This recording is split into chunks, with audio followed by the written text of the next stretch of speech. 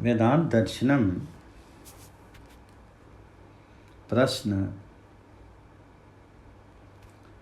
साधन ज्ञान संपन्न होने के पश्चात क्या इसी जन्म में मुक्ति प्राप्त हो जाती है अथवा अन्य जन्म ग्रहण करने होते हैं? इसका उत्तर देते हैं, किसी अविद्या आदि प्रतिबंधक के न होने से इस जन्म में भी मुक्ति प्राप्त हो सकती है।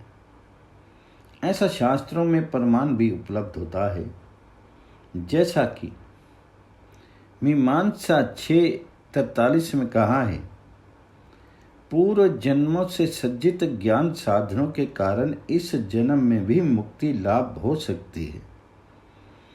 गीता में 6:45 में कहा है, अनेक जन्मों में मुक्ति का पात्र बन पाता है, वे आगे आगे साधन बनते चले जाते हैं, जैसा कि गीता जी में 6:41 में कहा है, पूर्व जन्म के अधूरे योग को पूरा करने के लिए वह पवित्र उच्च कुल साधन संपन्न घर में जन्म लेता है। इस प्रकार चले आ रहे संचित कर्म इस जन्म में भी मुक्ति में कारण हो जाते हैं।